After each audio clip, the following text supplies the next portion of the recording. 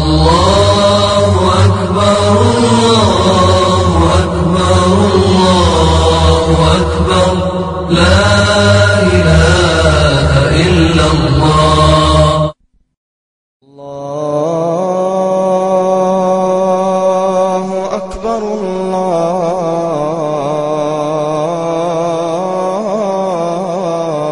الله أكبر. الحمد لله رب العالمين والصلاة والسلام على نبينا محمد وعلى آله وصحبه أجمعين أما بعد سبحانك لا علم لنا إلا ما علمتنا إنك أنت العليم الحكيم رب اشرح لي صدري ويسر لي أمري واحلل عقدة من لساني يفقه قولي.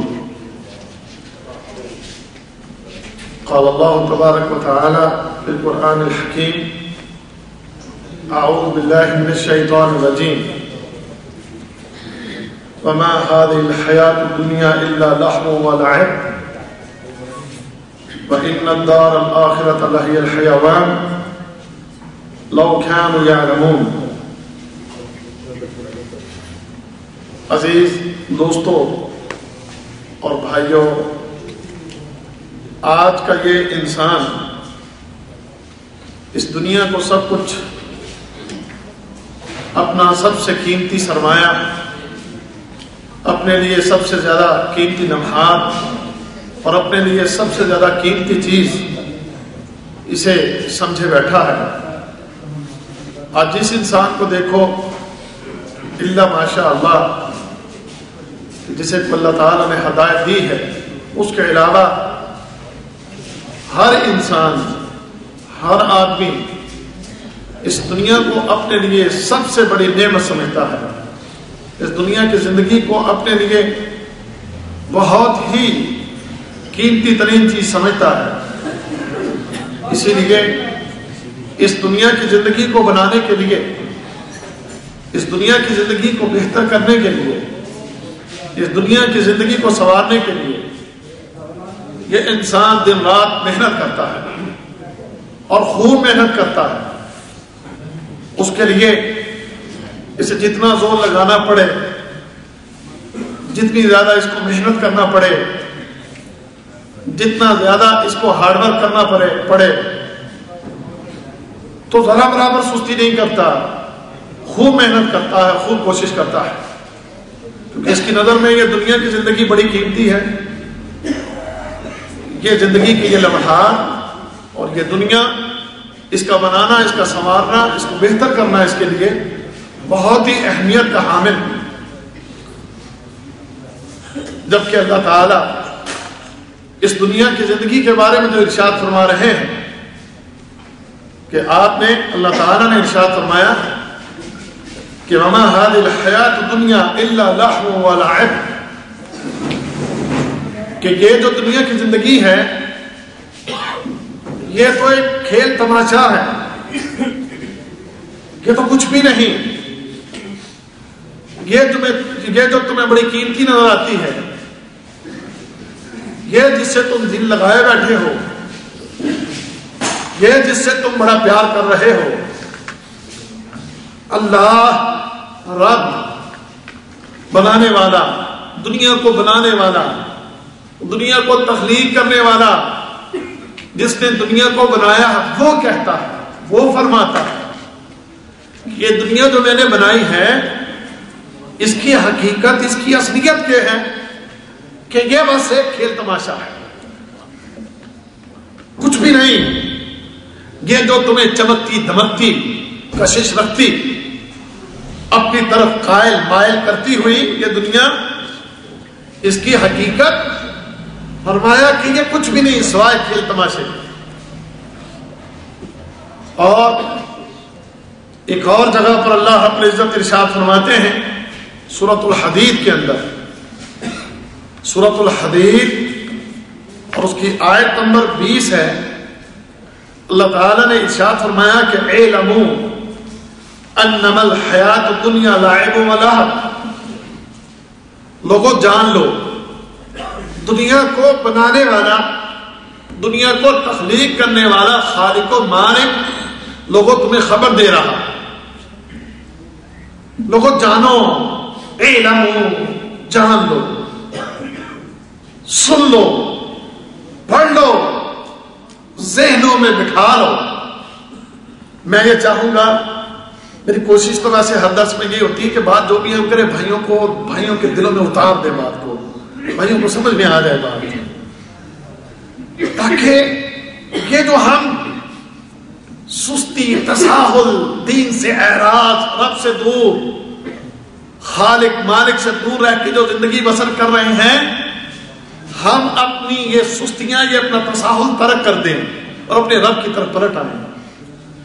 رب کی باتوں کو غور سے سنا کرو. کوئی بھی تمہیں سنائے، شیخ عبد الماجد صاحب ہیں، شیخ طارق صاحب ہیں، شیخ امجد صاحب ہیں، اور بھی مشائخ، جو بھی تمہیں اللہ کا قرآن سنائے، نبی کریم کا فرمان سنائے، غور سے سنو اور جو تمہیں بتایا جائے اس پر یقین کرو، اس پر یقین کرو. تو اللہ رب خالق و مالک فرماتا ہے، فرمایا اعلموا، لوگوں جان لو، انما الحیات الدنیا لعب و لہو، یہ دنیا کی زندگی جو تمہیں بڑی پیاری لگتی ہے، بڑی تمہیں اپنی طرف کھینچتی ہے، جس کے لیے مرے چلے جا رہے ہو، جس کے لیے دن رات ایک کیے ہوئے ہو، اس کی اصلیت حقیقت یہ ہے کہ یہ سوائے کھیل تماشے کے اور بیکار چیز کے کچھ بھی نہیں. اعلموا، لوگوں اس بات کو جان لو. اس کے بعد دوسری چیز ارشاد فرمائی وزینہ، اور کیا ہے یہ؟ اور یہ کیا ہے؟ ظاہری ٹیپ ٹاپ، ظاہری ٹیپ ٹاپ، عارضی ٹیپ ٹاپ. ٹیپ ٹاپ سمجھتے ہیں نا؟ ٹیپ ٹاپ بڑی ٹیپ ٹاپ ہے، اس کی زینت، بس ظاہری زینت، یہ ایک ظاہری زینت ہے. اور فرمایا وَتَفَاخُرٌ بَيْنَكُمْ، اور تمہارا آپس کے اندر ایک دوسرے پر فخر جتانا، آپس میں ایک دوسرے پر فخر جتانا. میرے پاس تھوڑا مال آ گیا، میں تم سے اونچا ہوں. ادھر مال آ گیا، ہاں میں تم سے اونچا ہوں. کسی اور کے پاس مال آ گیا، ہاں فخر، میں تم سے اونچا ہوں. وَتَفَاخُرٌ بَيْنَكُمْ، آپس میں فخر کرتے، فخر جتاتے ہوئے ایک دوسرے کے اوپر اپنے آپ کو بیان کرتے، میں اونچا ہوں، بس فخر بس. اور اگلی ایک چیز اور فرمائی وَتَكَاثُرٌ فِي الْأَمْوَالِ وَالْأَوْلَادِ، وَتَكَاثُرٌ فِي الْأَمْوَالِ وَالْأَوْلَادِ، مال اور اولاد کی خواہش میں آگے بڑھنے کا چکر، کثرت کی خواہش، مال بڑھاؤ، زیادہ کر لو، زیادہ بنا لو، مال لے آؤ، بنا لو، جمع کر لو، بینک بنا لو، بینک بیلنس، مال اولاد چاہیے. یہی دوڑ لگی، دوڑ دنیا میں یہی لگی. اور یہ جو باتیں بیان ہو رہی ہیں اللہ کے قرآن سے، سورۃ الحدید، اور آیت نمبر کتنی ہے؟ بھول گئے؟ آیت نمبر کتنی ہے؟ آیت نمبر 20. اللہ بیان فرما رہے ہیں کہ لوگوں یہ دنیا کی زندگی کھیل تماشا اور ظاہری ٹیپ ٹاپ، اور تمہارا آپس میں ایک دوسرے پر فخر جتانا، فخر کرنا، اور مال اور اولاد کی خواہش میں، اس کی کثرت کی خواہش میں، ایک دوسرے سے آگے بڑھنے کی فکر میں، کہ انسان اسی چکر میں ہے. پھر آگے کیا فرمایا؟ مزید فرماتے ہیں کہ یہ جو چیزیں ہیں، یہ دنیا کی جو چیزیں بیان ہو رہی ہیں، اس کی مثال کمثل غیث، اس کی مثال کیسی ہے؟ کمثل غیث کا معنی بارش. مثال اس کی اللہ تعالیٰ دیتے ہیں کہ دنیا کی زندگی کی مثال اور ان تمام چیزوں کی مثال اس بارش کی طرح ہے. کمثل غیث، وہ بارش کے جب برستی ہے تو بارش کے برسنے کے بعد اعجب الکفار نباتہ، کہ جو کسان ہیں ان کسانوں کو اس بارش کی وجہ سے پیدا ہونے والی نباتات وہ اس کو بڑی بھری معلوم ہوتی ہے، ہری بھری، بھرا بھرا کھیت ہو تو کتنا پیارا لگتا ہے۔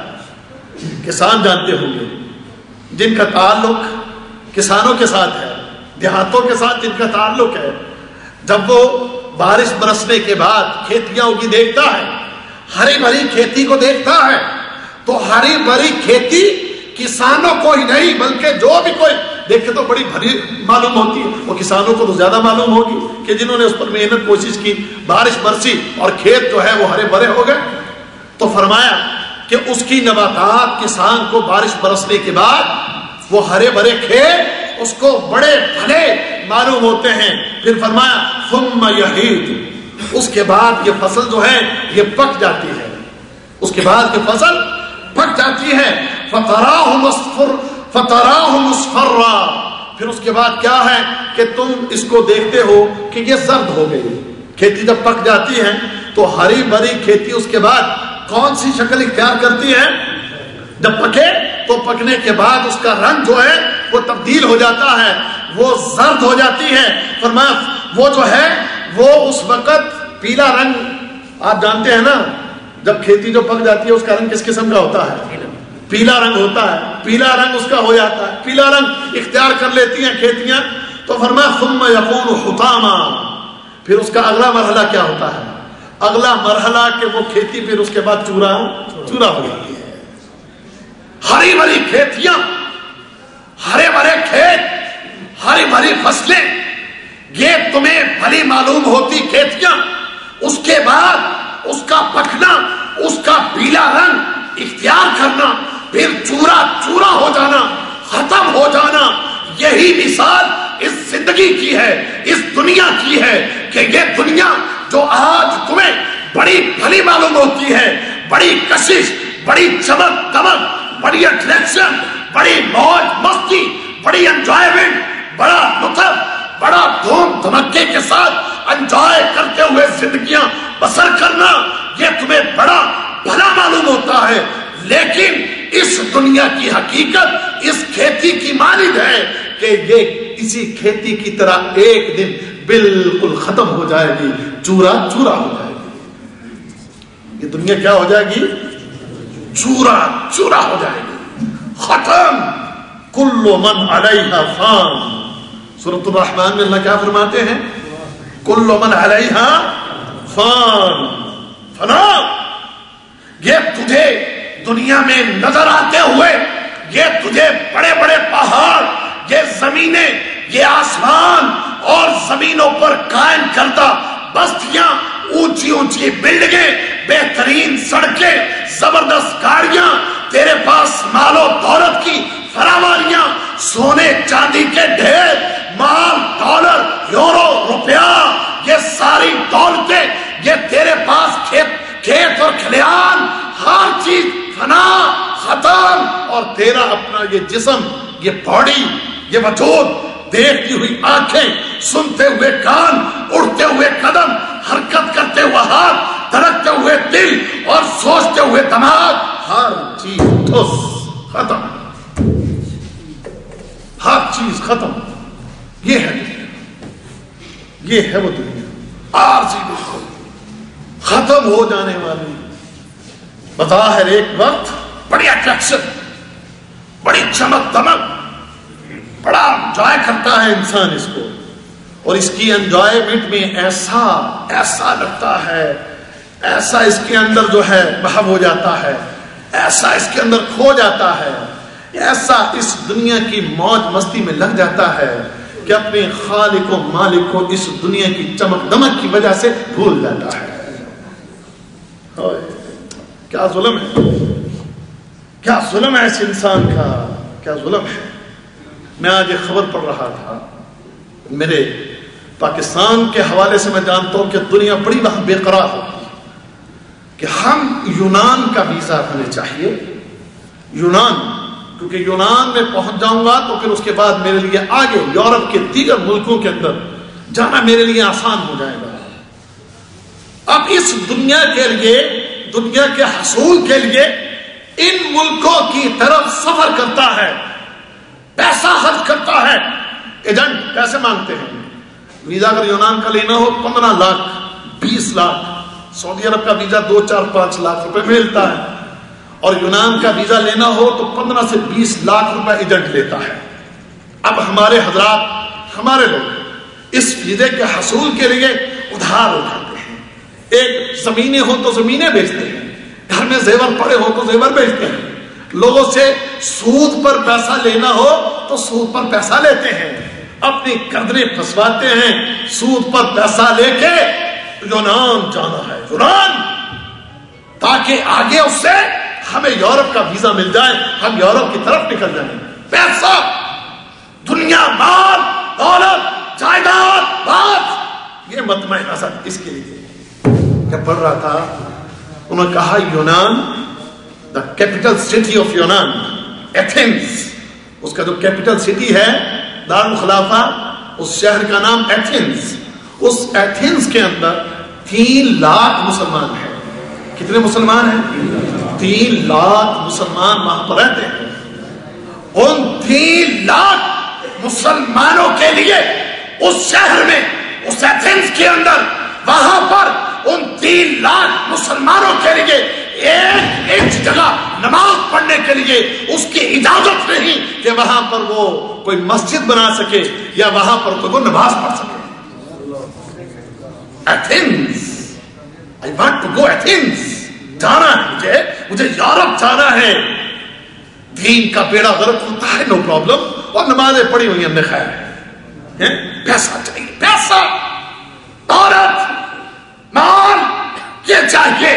بس یہ مٹ جانے والی دنیا، فنا ہو جانے والی دنیا، یہ پیسہ ختم ہو جانے والا پیسہ، انسان کے کسی کام نہ آنے والا یہ پیسہ، اس کے لیے ہمارے لوگ یہ سودے کرنے کو بھی تیار ہے. کوئی پرواہ نہیں اگر مسجد نہیں ہے وہاں پر تو پھر کیا ہوگا، پھر کیا ہوگا. میں آج پڑھ رہا تھا، اس نے لکھا، بی بی سی کی رپورٹ ہے، یہ کسی پاکستانی میڈیا کی رپورٹ نہیں، بی بی سی کی رپورٹ. اس نے لکھا کہ کبھی اگر نماز بھی، کچھ لوگ اگر وہ خواہش رکھتے ہیں نماز پڑھنے کی، تو وہ لوگ چوری چھپے کہیں کسی کمرے کے اندر یا کہیں کسی جگہ پر چھپ کے وہ لوگ نمازیں پڑھتے ہیں، چھپ کے نمازیں پڑھتے ہیں. انہوں نے کہا ہمیں مسجد بنانے کی اجازت دی جائے، لیکن انہوں نے کہا کہ یونان کی تہذیب اور ہمارے ایتھنز کی تہذیب اس بات کی اجازت نہیں دیتی کہ آپ یہاں پر مسجد بنائیں، لہذا مسجد بنانے کی اجازت نہیں. 3 لاکھ مسلمان مسجد کے بغیر وہاں رہتے ہوئے، اور ہمارے مسلمان اس کے خواہش مند وہاں جانے کے لیے لاکھوں روپے خرچ کرنے کو تیار بیٹھے ہیں، لاکھوں روپے لگانے کو تیار بیٹھے ہیں. دنیا دنیا دنیا دنیا دنیا چاہیے بس. اللہ اکبر. ایک واقعہ علامہ ابن کثیر نے سیرت کی کتاب کے اندر ایک واقعہ نقل کیا ہے عائشہ بن قیس کا. یمامہ کا بڑا شاعر تھا، بہت بڑا شاعر تھا. بڑھاپا جب آیا اس پر تو اس کے دل میں ایمان کی کوئی حرکت پیدا ہوئی، دین کی طرف، نبی کریم صلی اللہ علیہ وسلم کی طرف جانے کی خواہش پیدا ہوئی، مسلمان ہونے کی خواہش پیدا ہوئی. تو گھر سے چل پڑا. جب گھر سے چلا تو اپنی مخصوص انداز میں، اپنی شاعری میں دین کے لیے شعر کہنے لگا، نبی کریم صلی اللہ علیہ وسلم کے لیے شعر پڑھنے لگا، توحید کے لیے شعر پڑھنے لگا. تو لوگوں کو پتہ چلا. انہوں نے کہا پہلے ایک شاعر ہمارے قابو نہیں آتا، حسان بن ثابت رضی اللہ تعالیٰ عنہ، وہی شاعری کر کے لوگوں کو جناب اتنا گرماتا ہے، تو اگر ایک شاعر اور ان کے ساتھ مل گیا تو ہمارے لیے تو بڑا مسئلہ بن جائے گا. انہوں نے کہا اس کو کسی طرح روکو. لوگ اس کے پاس آئے، اس کو روکا. کہنے لگے کہاں جانے کا ارادہ ہے؟ اس نے کہا کہ میری راہ کوئی نہ روکے، میں مدینہ الرسول جا رہا ہوں، اور جا کے میں محمد صلی اللہ علیہ وسلم اس کے ہاتھ میں ہاتھ دے دوں گا، بیعت کروں گا، مسلمان ہو جاؤں گا. انہوں نے سوچا اس کو کیسے روکا جائے. تو انہوں نے کہا عائشہ تم جانتے ہو محمد کا دین کیا ہے؟ محمد کا دین یہ ہے کہ صلی اللہ علیہ وسلم تمہارے آباء و اجداد جو ہیں وہ غلطی پر تھے، وہ تمہارے آباء و اجداد کے دین کو غلط کہتا ہے، کیا تم اس کے پیچھے لگو گے؟ ظاہر بات ہے آباء و اجداد کی محبت ایک پیار دل میں ہے، ہوتا ہے۔ لوگوں کو بہکانے کے لیے آپ جانتے ہیں، بات لمبی نہ ہو جائے، کہ لوگوں کو دین کی طرف آنے سے روکنے کے لیے لوگ اس قسم کے ہتھیار، نفسیاتی حربے استعمال کرتے ہیں، تو اس پر بھی استعمال کیا۔ لیکن یہ آگے سے جواب دیتا ہے، کہتا کوئی حرج نہیں، اگر ہمارے آباء و اجداد غلطی پر تھے تو ہمیں وہ غلطی ماننا چاہیے، اور اگر محمد صلی اللہ علیہ وسلم کی بات درست ہے تو ہمیں اس کو تسلیم کر لینا چاہیے۔ یہ بات کہی، چل پڑا۔ اب یہ پریشان ہے، کہنے لگے یار یہ تو کپ نہیں آ رہا، تو کچھ اور سوچو۔ آپس میں مشورہ کیا، مشورہ کر کے کہتے ہیں کہ اس کو کہا جائے کہ وہ نبی جو ہیں وہ تو زنا کو حرام قرار دیتے ہیں۔ وہ جانتے شاید تو شاعر آدمی ہے، تو شاعروں کو ذرا عاشقی مشوقی اور لڑکیوں کا ذرا تھوڑا سا خواہش ہوتی ہے، تو کہنے لگے عائشہ تم جانتے ہو کہ جس کے پاس چاہ رہے ہو وہ تو زنا کو حرام قرار دیتا ہے۔ تو کہنے لگا پھر کیا ہوا، اچھی بات کہتا ہے، اور ویسے بھی میں بوڑھا ہو گیا، مجھے عورتوں سے کوئی غرض نہیں رہ گئی، میں بوڑھا ہو گیا، مجھے عورتوں سے کوئی غرض نہیں رہ گئی، کہ یہ بیمار خالی گیا۔ اب تیسرا پتا تھا شراب پیتا ہے، کہنے لگے عائشہ وہ شراب کو حرام قرار دیتا ہے، کہتا ہے شراب حرام ہے۔ تو کہنے لگا یہ بھی بات اس کی ٹھیک ہے، یہ بھی بات اس کی ٹھیک ہے، شراب عقل کو مار دیتی ہے، بندہ بیوقوف ہو جاتا ہے، تو یہ تو اس کی بات بہت اچھی ہے، لہذا میں جاؤں گا اس کے پاس۔ ارادہ بڑا مضبوط ہے۔ اب انہوں نے دیکھا بھائی ایسی کوئی بات بھی اس کے اوپر کارگر ثابت نہیں ہو رہی ہے، قابو میں نہیں آ رہا۔ بالآخر انہوں نے پھر اس کو دنیا کی چمک ایک اور دکھائی، انہوں نے کہا عائشہ اگر تم محمد صلی اللہ علیہ وسلم ان کے پاس جانے کا ارادہ ترک کر دو تو ہم تمہیں 100 اونٹ دیں گے، ہم تمہیں کیا دیں گے؟ 100 اونٹ دیں گے۔ اب بوڑھا ہے جو اس سے پہلے کسی بات کو مان نہیں رہا تھا، 100 اونٹ، اور ہماری پنجابی کہنے میں رالو ڈھیپ ہو گیا، رال ٹپک پڑتی ہے، رال سمجھتے ہیں نا، رال ٹپک پڑتی ہے، مال دولت پیسہ جائیداد، اوہو اس کی آفر، کہنے لگا اچھا 100 اونٹ اس عمر میں، ایک لمحے میں اتنی بڑی میری کمائی، کہنے لگا ٹھیک ہے میں تیار ہوں۔ کیا کہا اس نے؟ میں تیار ہوں۔ 100 اونٹ لے لیے، اب لے کر خوشی خوشی واپس گھر کو چل دیا، گھر کی طرف جا رہا اور بڑا خوش ہے، آج میں نے اپنی شاعری کے کمال سے، اپنے فن کے ذریعے میں نے 100 اونٹ کما لیے، ایسی مزے کی زندگی کیا کسی کو نصیب ہوئی ہوگی؟ ایک لمحے میں اتنی بڑی دولت، اتنا بڑا مال ہاتھ آ گیا، مزے سے جا رہا ہے۔ ابھی گھر کے دروازے پر پہنچا، مال و دولت جس کے قبضے میں ہے وہ سب دیکھ رہا ہے۔ تمہیں ہمیں پتہ ہی نہیں، اصل تمہیں ہمیں اس حقیقت کا شاید علم ہی نہیں۔ واللہ ہے اگر علم ہو، ہم جانتے ہو، اگر یہ چیز دل و دماغ پہ راسخ ہو تو کبھی بھی ہم اپنے دین کا سودا نہ کریں۔ ابھی کہتے گھر کے دروازے پر نہیں پہنچا، جس اونٹنی پر سوار تھا اس سے گرا، گردن ٹوٹی، مر گیا۔ گردن ٹوٹی اور دنیا کہاں رہ گئی؟ دنیا کہاں رہ گئی؟ کدھر رہ گئی؟ جس کے لیے اس نے اس حقیقت سے منہ پھیر لیا، دین سے منہ پھیر لیا، اس دنیا کے لیے، اس مال کے لیے کیا کام آیا اس کے؟ کچھ کام نہ آیا، جہنم رسید ہو گیا، جہنم میں چلا گیا 100 اونٹ کے لیے۔ اللہ اکبر۔ اور اگر اس کو بھی ٹھکرا دیتا تو واللہ آخرت میں جو چیز ملنے والی تھی، اللہ اکبر اللہ اکبر. ایک صحابی آیا، ایک شخص آیا رسول اللہ صلی اللہ علیہ وسلم کے پاس آ کر اس نے دین کے بارے میں اللہ کے رسول صلی اللہ علیہ وسلم سے سوال کیے. نبی کریم صلی اللہ علیہ وسلم نے سارا دین سکھایا.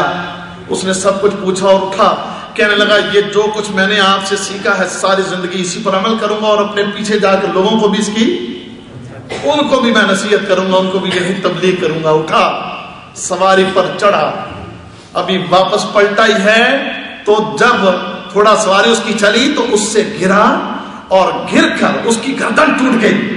رسول اللہ صلی اللہ علیہ وسلم اس کے پاس آئے، نبی کریم علیہ الصلوۃ والسلام اس کے قریب ہوئے تاکہ اس کو کچھ کھلانے پلانے یا اس کے منہ میں پانی ڈالے. نبی کریم اس کے قریب ہوئے، قریب ہونے کے بعد ایک دم پیچھے ہٹے. صحابہ نے پوچھا اللہ کے رسول آپ پہلے اس کے قریب ہوئے پھر دور ہوئے، کیا سبب، کیا وجہ؟ اللہ کے رسول فرماتے ہیں میں اس کے قریب ہوا تھا تاکہ میں اس کے منہ میں کو پانی ڈالوں، کچھ کھانے پینے کو دوں، لیکن میں نے قریب ہو کر دیکھا کہ فرشتے اس کو کھلا پلا رہے تھے. اس کو فرشتے کھلا پلا رہے تھے، اس کو فرشتے جنت کے پھلوں میں سے لا کر پھل اس کو کھلا رہے ہیں، پلا رہے ہیں. سودا سودا، جنت کا سودا، دین کو ترجیح. اور اس نے ترجیح کس کو دی؟ دنیا کو. رگڑا کھا گیا، گردن توڑوائی اور کہا گیا اور سور کدھر رہ گیا؟ دنیا میں رہ گیا. یہ ہے دنیا، یہ ہے دنیا. لہذا فرمایا یہ دنیا ثم یکون حطاما، یہ دنیا کیا ہو گئی؟ چورا چورا چورا چورا چورا ہو جائے. تیرے بنے ہوئے گھر، تیری بڑی بڑی بلڈنگیں، تیری جائیدادیں، تیرے کھیت کھلیان، تیرے یہ دنیا کے نظام، بڑی بڑی اونچی اونچے یہ تجھے نظر آتے ہوئے محل، سب کچھ ڈھیر ہو جائیں گے، فنا ہو جائیں گے، چورا چورا ہو جائیں گے. کہ جن کے لیے صبح سے لے کر شام تک بھاگتے ہو، دوڑتے ہو، محنت کرتے ہو، ایک دوسرے سے آگے نکل جانے میں لگے ہوئے ہو، لگے ہوئے ہو، لگے ہوئے ہو. اللہ یہ سب ختم ہو جائے گا، یہ سب مٹ جائے گا، سب مٹ جائے گا. اللہ رب العزت نے مزید آگے ارشاد فرمایا کہ وَمَا الْحَيَاةُ الدُّنْيَا إِلَّا مَتَاعُ الْغُرُورِ، یہ دنیا کی زندگی کچھ بھی نہیں سوائے دھوکے کے سامان کے.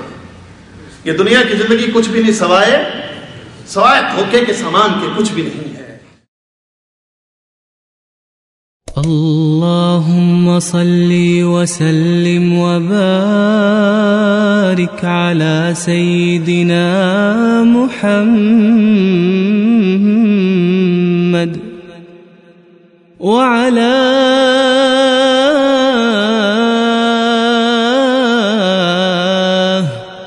آله وصحبه أجمعين.